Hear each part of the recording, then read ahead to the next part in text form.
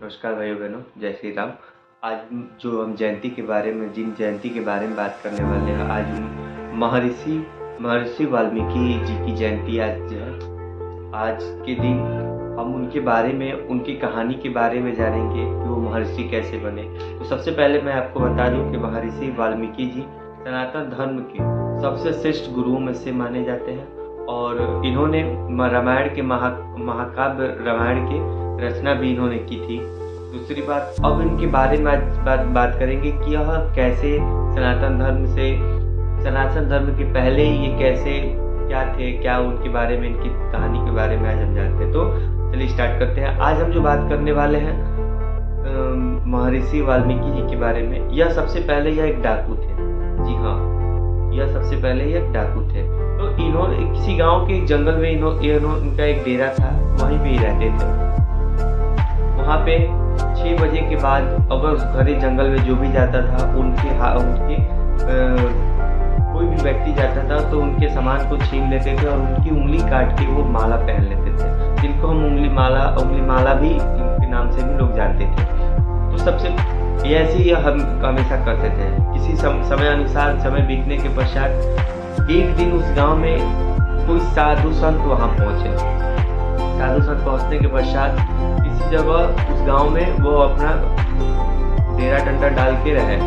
शाम के वक्त अपने शिष्य से साधु संत ने कहा कि आप जाओ उस जंगल से और कुछ फल तोड़ लाओ।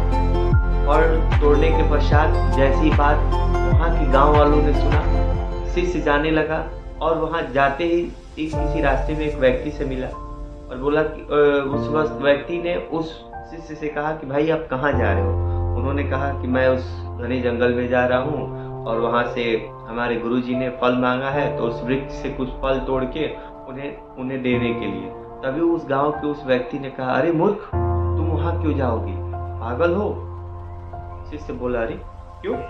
उन्होंने कहा, अगर तुम वहाँ जा रहे हो तो फिर वापस नहीं आओगे। शिष्य बड़ा हैरान, आखिर क्यों। तो उन्होंने सारी कहानी बता दी, उंगली माला की सारी कहानी उस शिष्य से बता दी। शिष्य बड़ा परेशान, वह वापस आश्रम या उस जहाँ साधु संत रुके हुए थे वहां चले गए। जाने के पश्चात साधु जी ने अपने शिष्य घबराए हुए शिष्य से पूछा, अरे तुम इतना परेशान क्यों, क्या हुआ। उन्होंने सारी कहानी जो गांव के व्यक्ति ने बताया था वो सारी कहानी शिष्य ने अपने गुरुजी से कहा। गुरुजी कहा, घबराओ मत, मैं जाऊंगा वहां पे।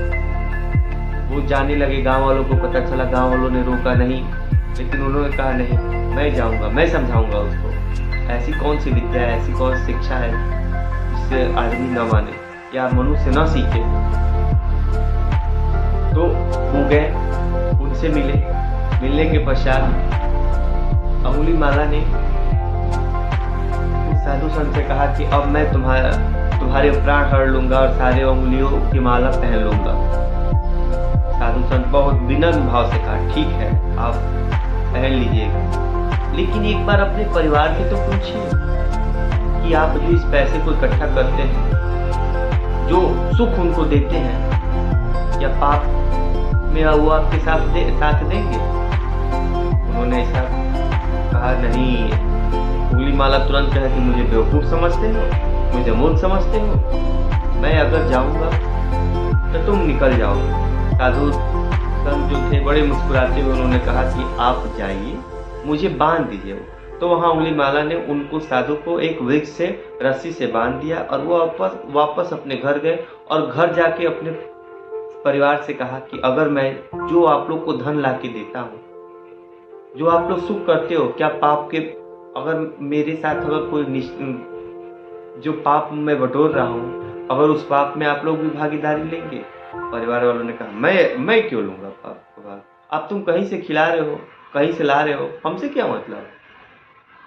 यहाँ पे उनको बहुत बड़ा झटका लगा, रही मैं सारी कमाई अपने परिवार को ला के दे रहा हूँ और परिवार मेरे साथ खड़ा नहीं है, वो मेरे पुण्य में खड़ा है और पाप में खड़ा ही नहीं है। तो हालांकि उन्होंने पुण्य तो कोई किया नहीं था, पाप में खड़ा नहीं हुआ। वो दौड़े दौड़े आए, उंगली माला आए और उन्होंने साधु संत के चरणों में गिर गए, बोले महाराज मुझे क्षमा कीजिएगा, मैं पैसों के चक्कर में, पैसों की लालच में अंधा भक्त हो गया था, पैसों का अंधा भक्त हो गया था। और मुझे ये ज़रा सी भी खबर नहीं थी कि मैं पाप भी कर रहा हूँ। मैं बस ये जानता था कि मुझे परिवार चलाना है। तो परिवार तो ऐसे भी पुण्य से चलाई जा सकती है, छल कपट करके तो नहीं कमाई जा सकती है। किसी का दूसरों का धन लेके आप राजा कब तक बने रहेंगे। तो उनको यहाँ से यह शिक्षा मिली। उन्होंने वहाँ से उस चीज़ को छोड़ा और गुरुजी के ही साथ, यानी साधु संत के साथ उन्होंने ही फिर उनके साथ आश्रम चले गए। फिर उन्होंने वहाँ पे विद्या ली, तंत्र लिया, फिर बहुत सारी चीज़ें सीखा। तब जाके इनका नाम धीरे धीरे आगे चलते चलते समय के अनुसार, बीतने के अनुसार इनका नाम महर्षि वाल्मीकि पड़ा। और महर्षि वाल्मीकि इतने बड़े गुरु बने कि अभी हमने आपको पहले ही बताया कि वह सनातन धर्म के श्रेष्ठ गुरुओं में से माने जाते हैं। और बड़ी बड़ी उन्होंने कठिन परिश्रम की। तो मेरे कहने का मतलब ये है, मेरे समझाने का मतलब ये, इस कहानी से हमको यही शिक्षा मिलती है कि कोई ऐसा चीज़ नहीं है जो हम लोग कर रहे हैं, गलत ही चीज़ कर रहे हैं, फिर हम उसको वहाँ से सही नहीं कर सकते। अभी हमारे पास बहुत मौका है, हमको जीवन बहुत मौका देती है कि आप यहाँ अगर गलत कर रहे हैं, आपको मौका मिले, वहाँ से आप तुरंत अपने आप को वहाँ से सुधारने की कोशिश कीजिए। महर्षि वाल्मीकि जी के जीवन से हम लोग को यही सबसे बड़ा उद्देश्य, बहुत सबसे बड़ा यही सीख हमको मिलती है कि हमको अपने जीवन में अगर हो, कभी भी कहीं से भी हम अपने आप को परिवर्तन कर सकते हैं।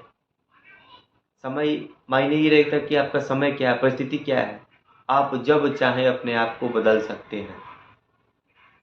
तो यह वीडियो आपको कैसा लगा एक बार कमेंट करके बताइएगा। और महर्षि वाल्मीकि जयंती की आपको एवं आपके पूरे परिवार को ढेर सारी शुभकामनाएं। धन्यवाद।